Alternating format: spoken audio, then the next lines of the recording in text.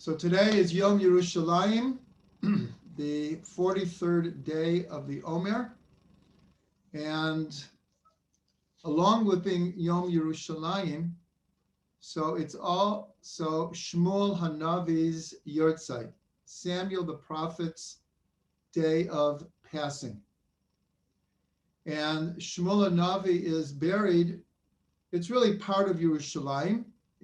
We'll call it on the outskirts of the area called Ramot, and an incredible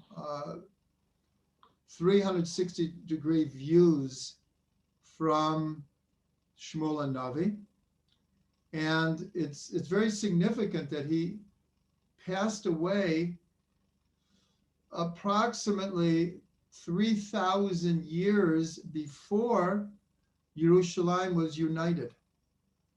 And not only is he buried in Yerushalayim, but according to tradition, it was Shmuel Hanavi and David HaMelech who established the Temple Mount as the place for the future temple.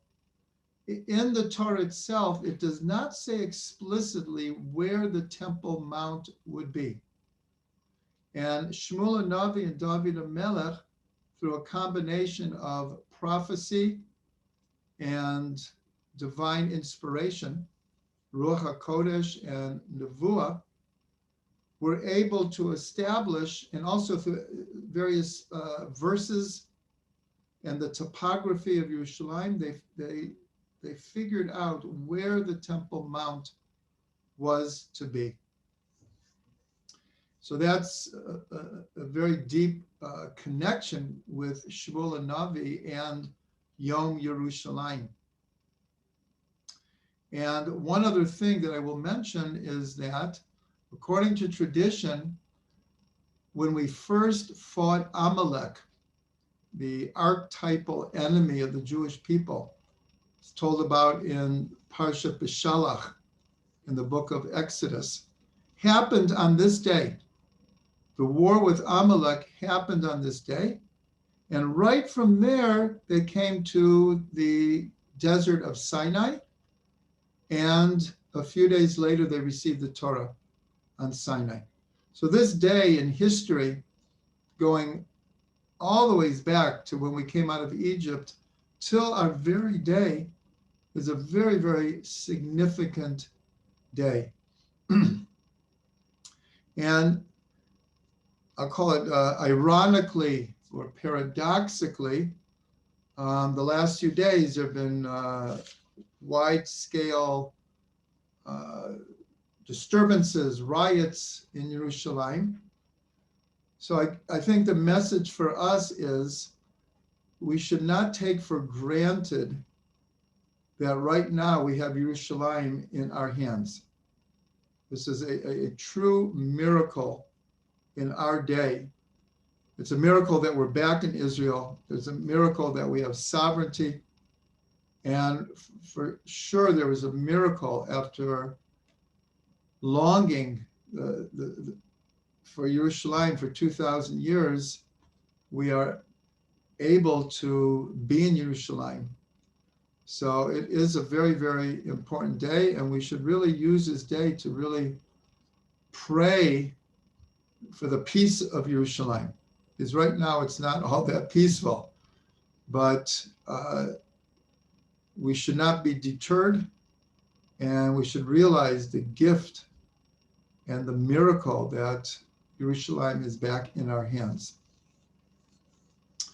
Okay, so now we'll go to the Parsha, and we're beginning a new book. This week we're beginning a new book, the book of Bamidbar.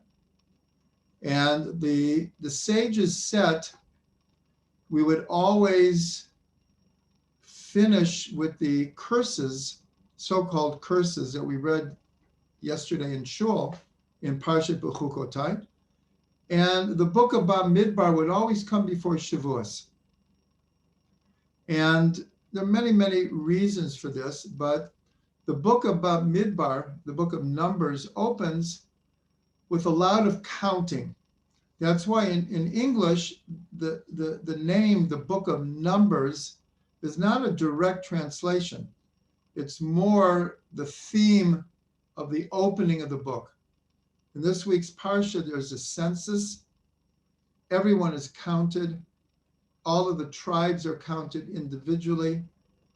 The way that we camped around the Mishkan, the tabernacle, and how we marched in the desert is established, which tribe and which direction. And again, another census adding up all the three tribes in each of the directions. So there's a lot of counting. So I want to concentrate on just one verse that, in a sense, ties the whole purpose of all of this counting together. For those who want to look, it's in the 2nd chapter of the book of Bamidbar. It is the 1st and 2nd verse. And so I will read it. Vayedaber Hashem el Moshe ve'el Aharon lemor. And God spoke to Moshe and Aharon, saying, Ish al diglo ba'otot lebeit avutam yachanu b'nei Yisrael.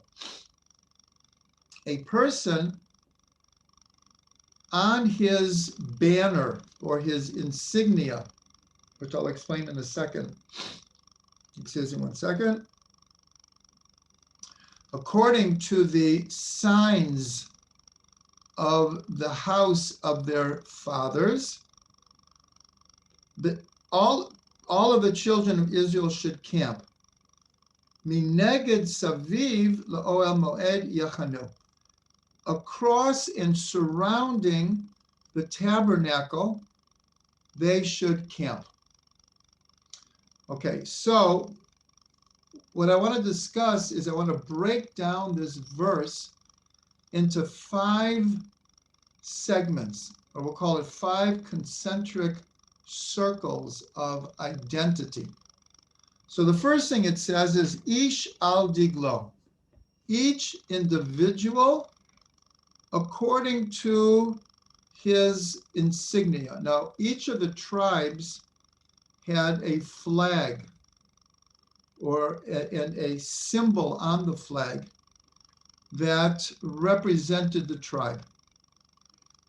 So here it's saying that each person should camp in their tribe, but they should do it according to their father's house.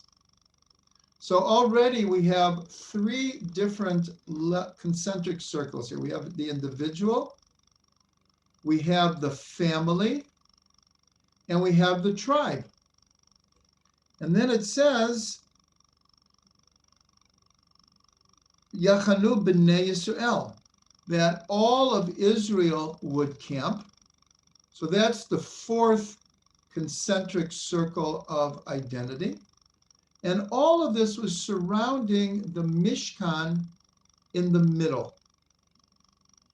Now the Mishkan, in the Mishkan were the 10 Commandments in the Ark, and at the end of the Torah, Moshe Rabbeinu wrote a Sefer Torah, and it was placed in the Ark, and it became the prototype of all Sefer Torahs written afterwards. And the idea is that as much as God gave the Torah to the Jewish people at Mount Sinai on Shavuot, the Torah is meant for the whole world. That is our mission from the time of Abraham, from the time of Avram. Our mission is to teach the world about one God and ultimately to help unite the world in we'll call it a global village of peace and harmony with a consciousness uniting us of godliness. So we were all camped around the Mishkan, and the Torah and the 10 Commandments represents our mission to be a light unto the nations. So now we'll go back. And again, it's all in this verse. We see that the individual is in the context of their family, then their tribe, then all of Israel, and then the entire world. So this is all in one verse. So it's a very, very beautiful understanding. We'll delve into this a little deeper. But I want to mention that about 30 years ago on the Moshav, we had an educational center. And we received groups literally from all over the world. We worked with the Jewish Agency. And we also work with the Board of Education in Israel. And we used to receive bar and bat mitzvah groups. In other words, kids who are in 7th grade, 6th grade, 7th grade, that they were either right then coming of age or right before.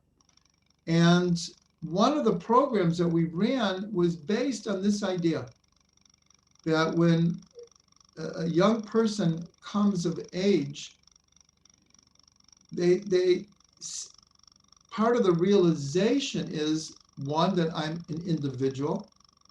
I can start making decisions, and I have to take a certain amount of responsibility. But every individual is part of a family. And then there's the wider community. It could be one's school, it could be one's workplace, it could be one's synagogue, it could be an organization, a cause that we believe in. There are bigger communities that we identify with.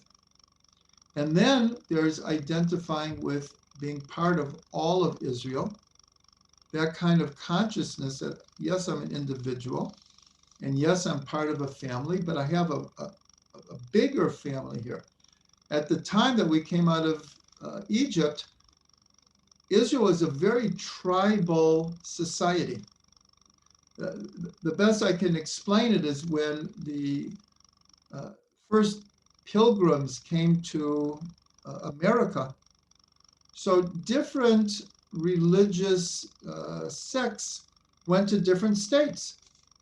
And each state had its flag. It had its own monetary system. It had its own legal system. And it was only in 1776 that the individual states decided to come together in a federation. Quite literally, the United States of America. It was very similar at the time that we came out of Egypt. There was a very, very strong tribal identity. And even when we came into Israel, each tribe settled in a different part of Israel. So we might think of it like states. So we had this idea of community, a bigger community than just an individual and family. And then, of course, being part of all of Israel. And also our mission or our simple identity with just being a human being, beyond any religious, racial, national boundaries. So when we look at this, each person could, in a sense, ask themselves, how much do I identify with these different levels of concentric circles? Just for example, there are people who are so egocentric that all that matters to them is themselves. Even their family doesn't mean all that much to them. The wider communities, maybe they put on a pretense, but when it gets down to it, it's me first and me last. Then there are people, now again, there's many combinations of this. I'm just throwing out kind of simple examples. Then there are people who are totally family oriented, that kind of outside of their family, again, they might put on pretenses, but they put all of their energy into their family. There's good aspects to that, but and I'm sure everyone can think of people they know or different parts of ourself that identify in this way at different times in our life. And then there are people who are very, very community oriented. It doesn't mean that they don't care about themselves, and it doesn't mean that they don't care about their family. But we know many cases where someone will dedicate themselves to their work or their profession at the expense of their family or at the expense of bigger communities like a synagogue, a church, a political party, whatever it is. And there are all these different degrees. Then there are people who believe in a cause. And they believe in a cause so much, they're even willing to give up their life for it. So that even takes precedent over themselves, their family, smaller community. They have a cause. It could be a nation state. It could be a religion. It could be an ism. And that becomes their primary motivating force. And then there are people who, in a sense, only identify with being a human being, meaning they don't identify with any race or religion or any kind of cause other than I'm a human being. I'm part of everything. So here there could be 100 different combinations, but we could mention that an ideal situation is where we identify in some way, in a balanced way, with all these different levels. That we don't sacrifice, in a sense, any of the concentric circles of identity for any of the others. And we would say that is a balanced human being. And that's how we can learn from this verse that we began with, that each one of these levels of identity are important and need to be nurtured, and we need to give energy to them. And sometimes we run into conflicts. It's inevitable between our loyalty to our family versus loyalty to one of the other interests that we could have, whether it's synagogue or work or school or profession, or even our own needs sometimes, where we'll sacrifice for our children or our parents. So there's a lot to think about here. And again, it's the second verse of the second chapter. But it's amazing that in one verse, we have all these different levels. So what I want to do now, I want to read to you an amazing, amazing teaching from Rabbi Kook. Rav Kook was the first chief rabbi, then it was called Palestine. He was the first chief rabbi. And I'm going to read the whole thing to you. It is absolutely magnificent. For those who know Rav Kook's teachings, now I'm reading it in English, but his Hebrew was quite unique. It was an incredibly poetic, almost a mystical language. He spoke in a spiritual, mystical syntax. And when you hear it, even in English, you'll pick up on the elevated ideas here. And this is not exactly what we've been talking about, but it's very, very similar. And he relates it to song. You know, that's the subject that he's giving over, are different levels of song. Okay, one second. Baruch atah Adonai Eloheinu melech haolam shehakol niyeh bidbaro.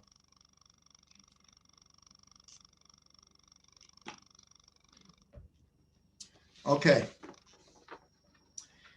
It's called a fourfold song.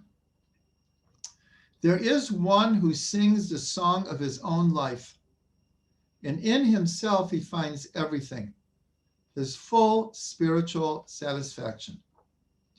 There is another who sings the song of his people. He leaves the circle of his own individual self because he finds it without sufficient breadth, without an idealistic basis. He aspires towards the heights, and he attaches himself with a gentle love to the whole community of Israel. Together with her, he sings her songs. He feels grieved in her afflictions and delights in her hopes. He contemplates noble and pure thoughts about her past and her future, and probes with love and wisdom her inner spiritual essence. There is another who reaches towards more distant realms, and he goes beyond the boundary of Israel to sing the song of man. His spirit extends to the wider vistas of the majesty of human beings in general and their noble essence. He aspires towards humanity's general goal and looks forward towards a higher perfection. From this source of life, he draws the subjects of his meditation and study, his aspirations, and his visions. Then there is one who rises towards even wider horizons until he links himself with all existence, with all of God's creatures, with all worlds, and he sings his song with all of them.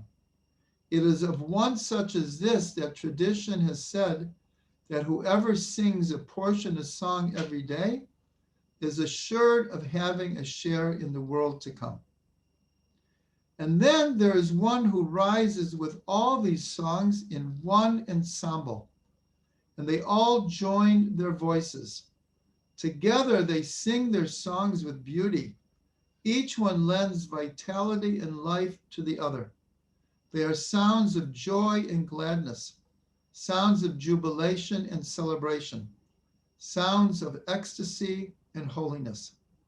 The song of the self, the song of the people, the song of humanity, the song of the world all merge in him at all times, in every hour.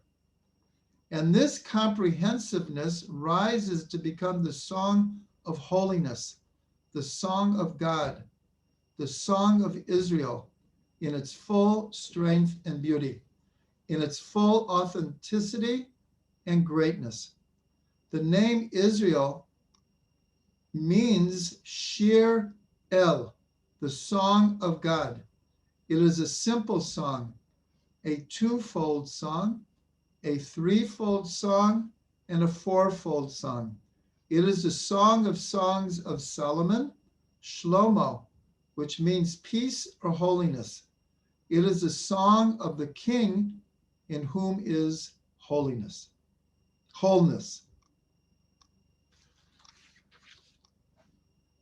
Wasn't that amazing?